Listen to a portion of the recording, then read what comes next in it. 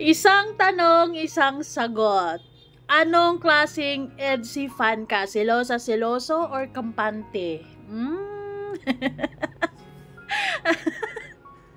Si Kuya pala, solid EDSI to eh. Pero, ang galing ng solid EDSI to, pero, ang kulit. Okay, guys. Watch at your own risk, okay? Kasi dito sa video na to, pwede kang mag-isip, pwede kang mag-overthink, pwede kang malungkot, pwede kang masaya. Bahala ka. Bahala ka kung anong gusto mong maramdaman sa video na to. Pero sa dulo, masisigurado ko sa inyo na kikiligin ka. Kasi, syempre, sa lahat ng sinasabi ni Kuya Val, nakahanap ako ng sagot, guys. Nakahanap ako ng sagot, kaya Team Panatag. Team Panatag. Grabe na this. Kuya Val naman! Okay, guys. Anyways, bago ang lahat, don't forget to support and subscribe Kuya Val Santos Matubang, Ate Edna Vlog, Kalingap Rab, at sa lahat ng Team Kalingap. Syempre guys, salamat sa support at pagmamahal nyo sa aming mga Kalingap reactors. Grabe, hindi nakaligtas si Arjun sa mga mata ni Kuya Val dahil kitang-kita niya ang kaganapan. Aba, matindi. Aray ko po. Anyways, maraming salamat para sa mga umorder ng ating sabon. Siyempre, sa mga gustong subukan, please message me sa aking FB, Miss M's Life. Thank you so much. So, ngayon guys, sinasabi ko sa inyo na maaaring malungkot kayo dito. So, scroll up na lang sa mga ayaw malungkot. Kung gusto mong malungkot, tara, samahan niyo ako. Okay, pasensya nyo na ako ha, baka matawa ako kapag nabanggit si Arjun.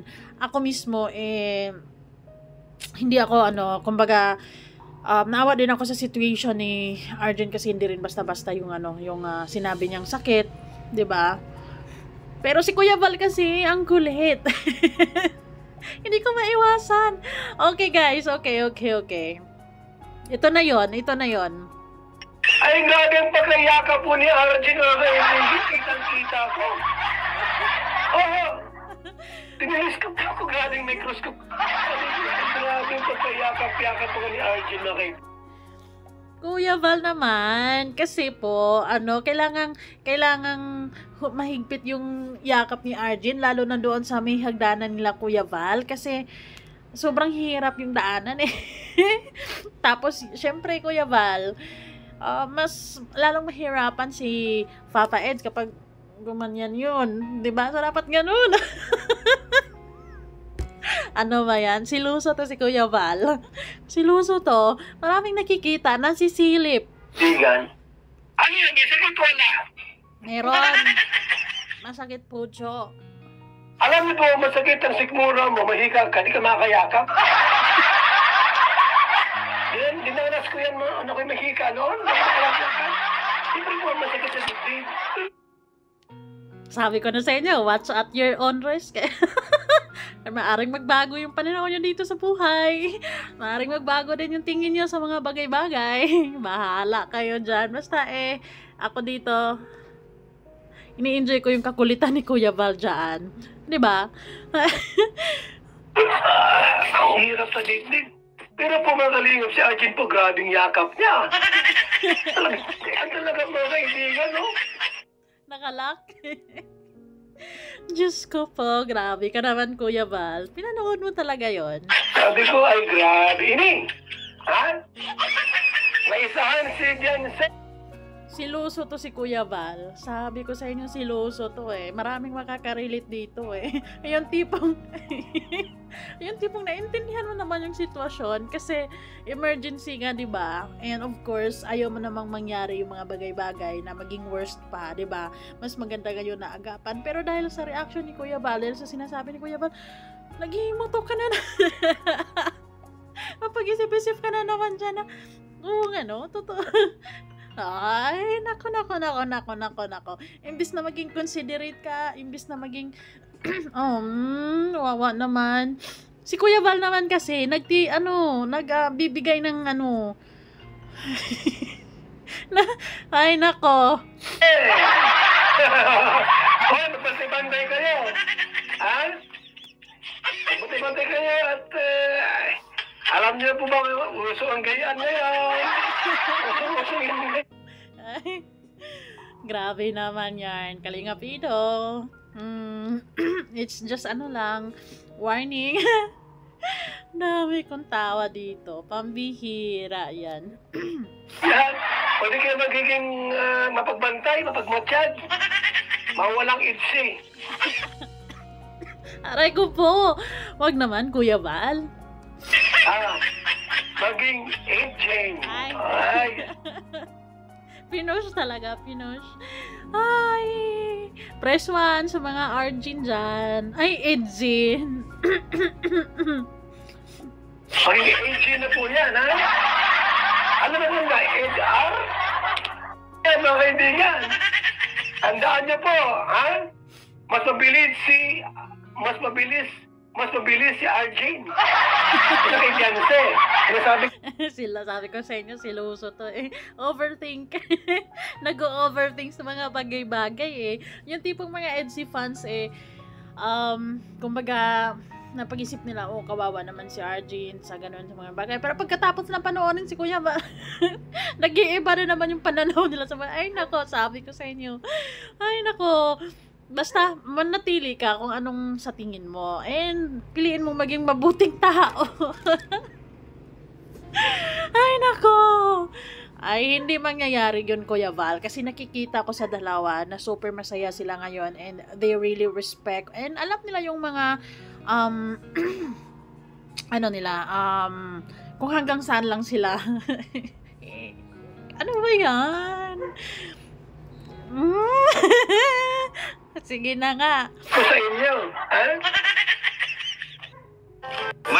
Okay guys, dito.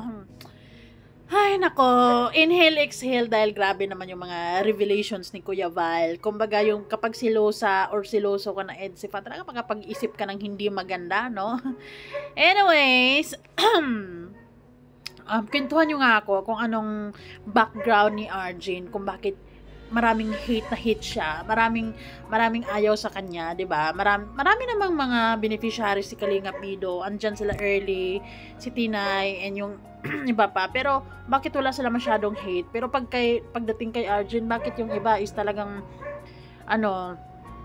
kumukulot yung bangs? Bakit? Anong bring me back sa na yon, sa kwento na yon, kung anong kwento? Kasi may nag-comment kasi sa sa video ko, sabi niya, Miss Life, kasi nasabi mo lang yan dahil hindi mo alam yung kwento niyan, hindi mo alam kung anong pinagagawa ni Arjin kasi noon. Sabi ko, ano kaya guys? So please, at least merong enlighten me kung bakit medyo pagdating kay Arjin is thumbs down kayo.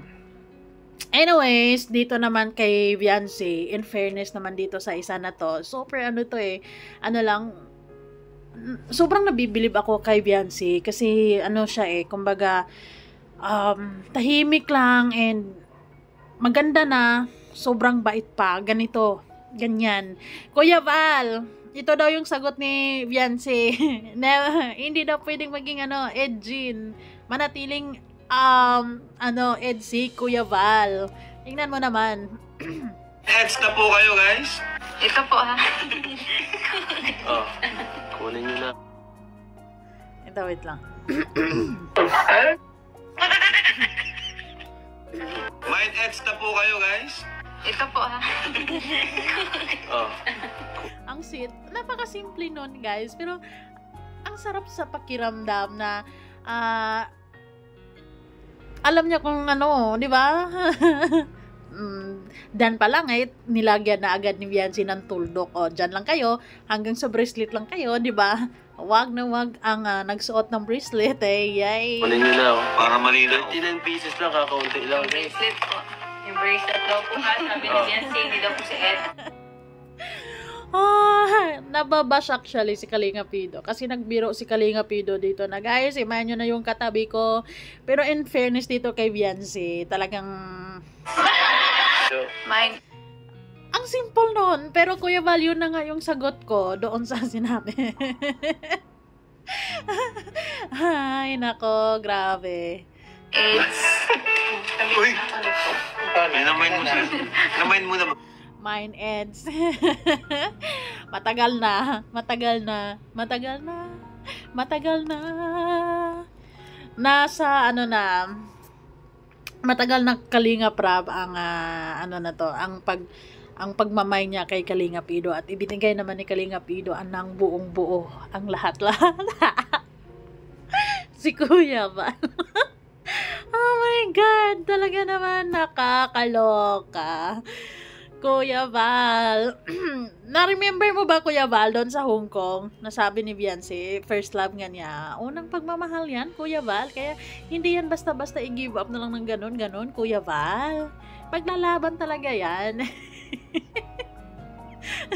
Hindi yan basta-basta, oh, sige na nga, doon ka na nga, this is fine, ganun talaga yan.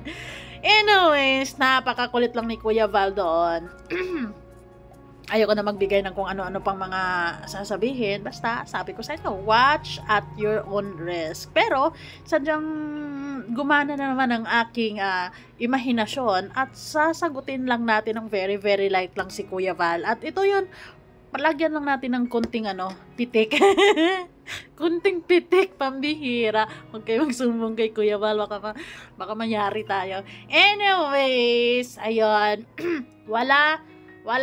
Wala, never ever, Edjin, walang ganon.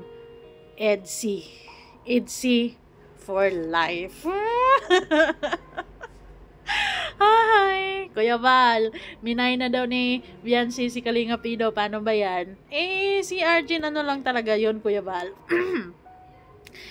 Nangyari lang yung ganon kasi emergency nga, Kuya Val, di ba? So, I hope you understand. Ay, nako, grabe, nakakaloko.